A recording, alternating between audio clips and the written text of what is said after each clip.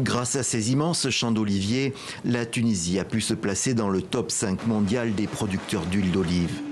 340 000 tonnes ont été élaborées pendant la saison 2024-2025.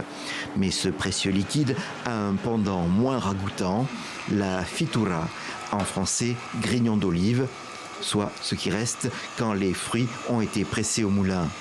Le pays produit 600 000 tonnes de ce déchet, une pâte noire dont on ne sait trop comment se débarrasser. Je vis dans une ferme où j'ai grandi, au milieu des oliviers. Quand j'allais avec mon père à l'oliveraie, je me souviens que les ouvriers utilisaient les grignons d'olive pour cuire leurs repas. Cette idée est restée gravée dans mon esprit. À partir de là, je me suis dit, pourquoi pas ces grignons d'olive, je vais les transformer sous forme de briquettes. L'ingénieur a donc lancé sa start-up BioHeat en 2022 et a dû concevoir lui-même la machine qui transforme la pâte. Elle ressort compressée, puis elle est taillée pour former des briquettes maniables, remplaçant avantageusement le bois de chauffage. Après 30 jours de séchage tout de même, au soleil ou sous serre. BioHeat a ainsi trouvé des débouchés à l'export pour écouler 60% de sa production. En Tunisie, les clients sont des écoles, mais aussi des restaurateurs et des hôteliers. Selim Sali, qui possède une maison d'hôtes près de Nabeul, est de cela.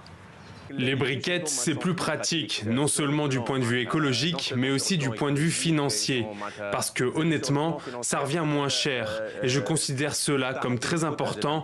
Je pense à mon portefeuille, bien sûr. À l'Ariana, en banlieue de Tunis, Ahmed Harar, restaurateur, leur a trouvé un autre avantage quand il s'en sert pour chauffer son four à pizza. Les grignons d'olive dégagent leur arôme et dans cette fumée, on retrouve l'essence de l'huile d'olive et de l'olive elle-même, ce qui donne une saveur particulière à des plats comme la pizza, le panuzzo, le makloun et même une baguette farcie. Économique, écologique et même gastronomique, les déchets d'olive ont subitement pris de la valeur. Une bonne nouvelle pour la Tunisie qui doit importer plus de 60% de ses besoins en carburant et gaz, alors que le pays affronte une crise économique.